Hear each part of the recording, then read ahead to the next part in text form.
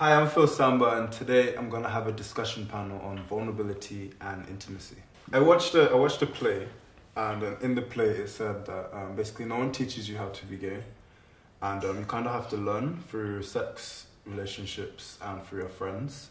So when was the first time you were vulnerable, or you allowed yourself to be? I would say like early teens. Early teens. Because that's for me when, you know, you stop being a child and actually life starts to get a bit serious and you go through, no, it's true, like you get like, the whole hormones and puberty and you know, acceptance, and sometimes I think for me it happened without me even realising it, and I think that's a big part as to why it took me a long time to really accept my sexuality, because I was going through that whole process. For me, I think vulnerability will always be a constant journey and will always exist on a spectrum, and at some points in my life I feel great about how I feel about myself, my self-esteem, and other points I don't. I think that's quite normal and quite natural, but I don't think I actually fully allowed myself to be vulnerable until the moment that I came out, and that was the ultimate kind of experience in vulnerability for myself, because I fully accepted who I was at that point and realised that I could be happy and I could be loved. Okay, like I just build on what Blaze said. Like it's always been a constant journey. Like my dad is ex-military, so there was like exactly. You know where this is going. And it was just like this weird thing where like you just wouldn't talk about like your feelings. Yeah. It wasn't like an explicit thing. It's just like from what you saw of him being a man and his behavior, it's like, oh, he doesn't do these things, and when things kind of like, when I display behavior that's slightly outside of that, it provokes a certain response in him that I don't want.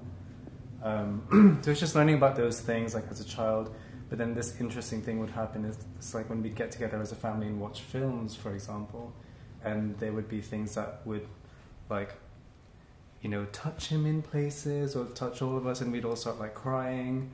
And then it's like, that was fine for that hour and a half kind of thing. But then outside of it, it's like, nope, rein it back in. Back to the macho. Yeah, exactly. So there was always like a time and place for those things, but they would be like contrived spaces. And I like even nowadays, I still feel problems with displaying vulnerability and expressing intimacy. I don't think I'm alone in that because, exactly.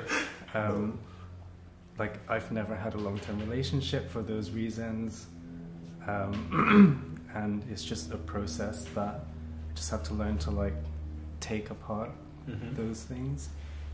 A lot of our issues with vulnerability stem from those moments in our formative years and our childhood where, like you said, we might display behaviour outside of what traditional masculinity for us should represent, and we're berated for it. And I will never forget kind of my experiences with my dad, and he was always so frustrated that I never took any interest in sports.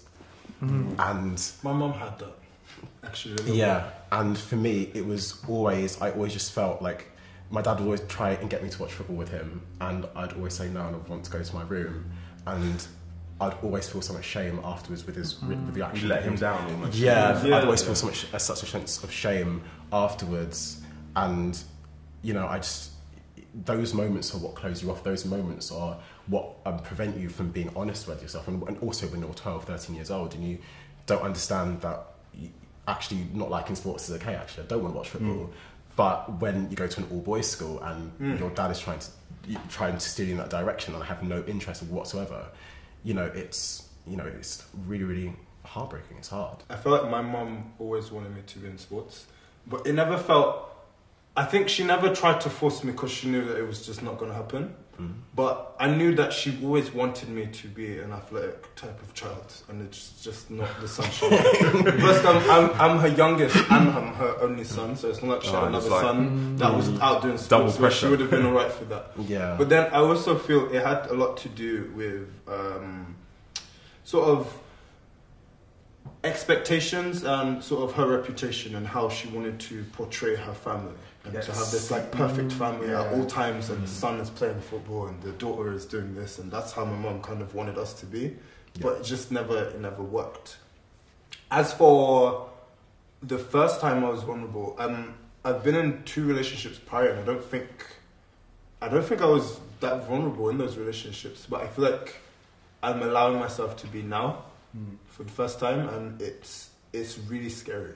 It's really scary, and it's making me really anxious, and I'm learning how to deal with that, I guess, or learning how to be vulnerable. Do you think you deal with vulnerability in different stages? Because you go through that initial kind of exposing yourself completely, and then it's almost the more experiences you have and the more you meet other people that have had similar experiences or maybe worse, you kind of almost reassure yourself and think, you know what, actually what I'm doing is okay, or it's not indifferent to what other people have been through. So I think it is a journey, and you can't just presume that the vulnerability will go away instantly. For some people it can take time, but I share exactly what you're saying about the whole family thing. Like there's a lot of pressure and indirect pressure, and especially in the BAME community, because it's my family from Barbados, and it's a small island, 500,000 people, and everybody knows everyone. And I never forget when I first told my dad about being gay, it was all about him. To the point where he was asking me, "Oh, there's something wrong with my genes." Wow. What am I going to say when anyone asks about you? I'm like, well, just say I'm fine. You don't have to turn around and say my son is gay. So it's almost like you brought shame to the town. It's kind of like that. And I don't want to be that dad that has to tell everyone that my son is my eldest son is gay. So there's a lot of pressure. Because that's the thing, like with men, if they're socialized to be a bit more self-reflexive and realize, actually, I'm making this situation about me, and you, my son, are the person that needs the support at the moment, and not me being like, oh, but what will people think about like my standing in the community? It's like, no, stop it. Like, but I felt after that happened, I had to support my dad, and it was like, how has it suddenly turned? That's actually triggering for one, because I'm almost the same. I think for me, I was never really taught how to be vulnerable, but it's strange for me because in a lot of ways I'm extremely open about who I am and how I am and the things that I do, and sexually, and talking about sex and stuff like that. When it comes to putting myself at risk of pain, like being vulnerable in that setting, that's where it's really difficult for me. And I think from sort of what we spoke about our parents and how they kind of, you have to do this and you have to do that, I inherently learned how to distract myself from pain and distract myself and become or be what was expected of me. And because of that, it's kind of put a hindrance on vulnerability for me. How do you feel like your family has had an impact on how you are with vulnerability? I think for me, it's the expectation, and it's because I'm the eldest of 13 grandchildren on my mum's side. 13 grandchildren. So and there was a gap between me and my cousin. So there was always an expectation on me to become this person that has a wife and kids and is a lawyer or works in... Set the example. Yeah. Or a doctor. Yeah, like my grandfather used to call me the Reverend, and I'm like there's no way. I was like, there's no way I'm going to be a pastor or a Reverend. So it was, I think family almost, as part of it is, unfortunately, your parents wanting to live their life through you as well, which is not fair, but that is what happens. So like, what I couldn't do, my son's going to do, or my daughter's going to do, and that, I think, puts even more pressure on the situation. I think, for me, I'm still very much working through this right now, so it's quite difficult. I think that I've learnt as well that vulnerability is always a two-way street as well. So I know that I have my own issues and my own baggage, but you also have to take into consideration that they do as well when speaking with your family. And so that's when it's quite hard to sometimes know how to navigate conversations when you just feel like there's this invisible wall that stops you from being able to actually, even if the words are on the tip of your tongue, you just can't actually voice them, no matter how much you want to. And I've had this situation a number of times with my family, and my reaction to it is just to go to my room. Yeah, no. Lock yourself away.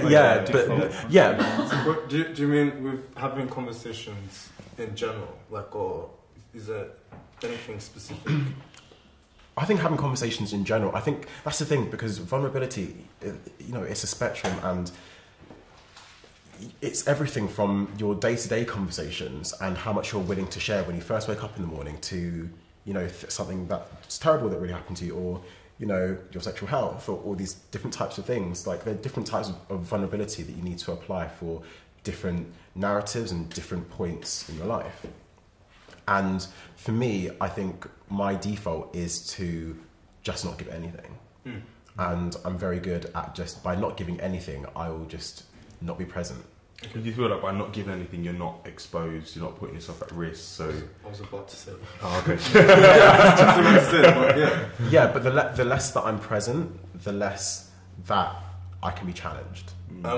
So it's a barrier that I create for myself to allow myself to just not have to speak. You're like removing yourself from the situation. Yeah.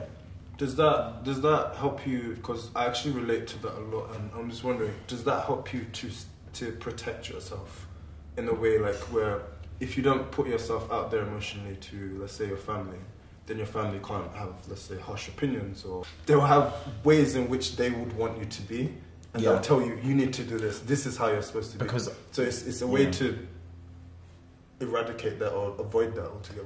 I think a lot of that stems from my childhood, like we spoke about earlier, and just feeling like, if I ever did deviate from behaviour that was expected of me, I'd be kind of berated or challenged. And so, all I would do is just, to avoid that happening, I would just give as little of myself as possible. But, I went through so many years doing that with everyone, because obviously what I was doing in the home is what I was taking out into the real world as well. So I was just constantly having to censor myself and all of my thoughts and feelings and my actions regarding the way that I walked to how I spoke, and it's just so draining and just so tiring. And I don't know, looking back on it, I don't really understand how I got through my teenage years just like so censored and just so insular in so many ways, but which is also strange, because people have always thought I'm quite a charismatic person and quite like an outgoing person, which I am. So it's really, really difficult to explain, again, that actually, yes, I may be outgoing in so many ways, but in so many other ways, there are so many sides of me that you don't see. I was going to say, like, I really do not think of you as a, like, very curated, like, edited kind of presence. Yeah, but I think also you've met me at a time when I'm now out and proud, So I'm a very different person to who I was 3 years ago.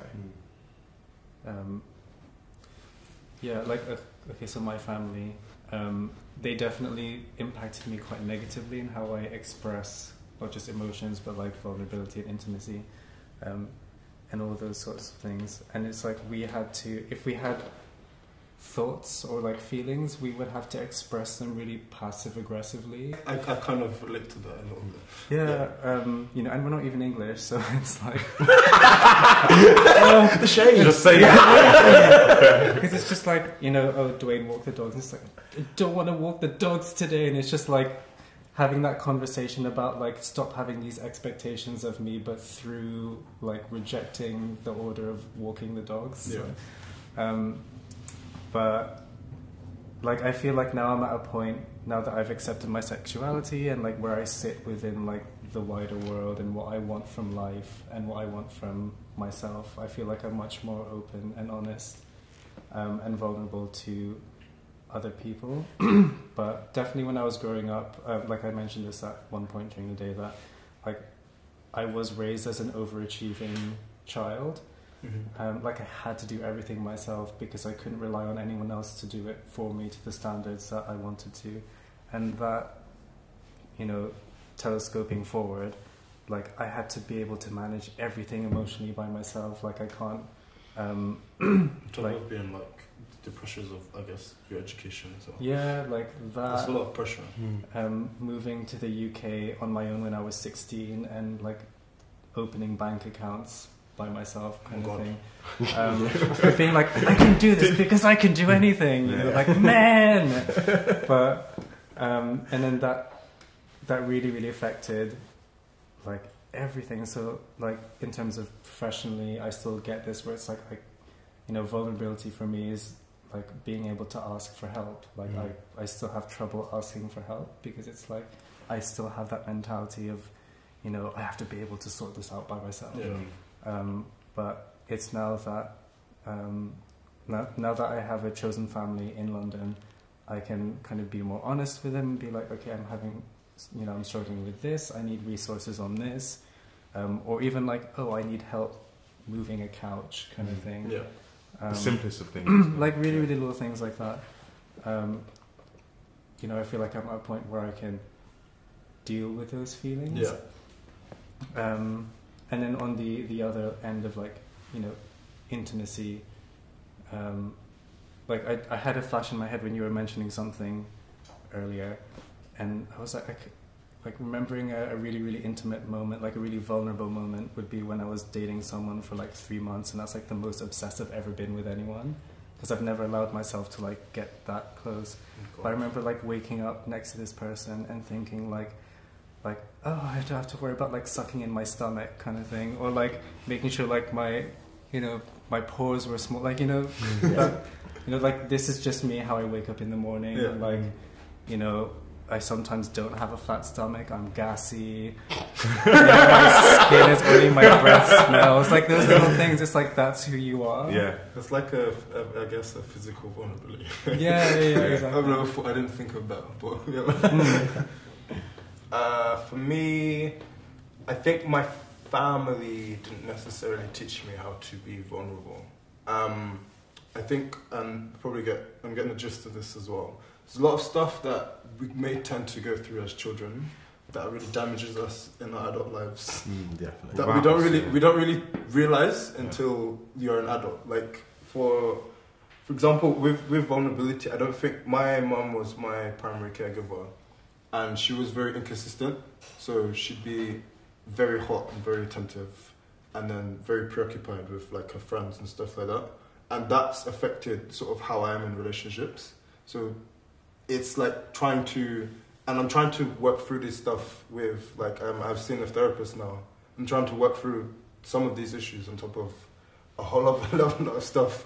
And it's like, I was never taught it. It was never something that was taught to me. I was always taught, you must behave this way, you must do this, you must do that, and if you don't, it's going to bring shame on our family. And my mum's reputation was so important to her, more so than most other women in our community. So I don't understand, like, it's very inherent in me to, even to this day, to behave how I know she would like me to. Because as a child, it was like, I had to, and I was literally born into that life of, okay, you need to do this, you need to do that. And my sister was 10 years older than me, so she was more switched on about what was happening, but I was literally born into it. So even it comes up to, like, say if I was to see one of my mum's friends, I would still feel uncomfortable telling them about my sexuality, even though I'm 100% out and comfortable, because it goes back to what is expected of me and how I'm supposed to behave for my mum's, like, reputation. So there's stuff like that.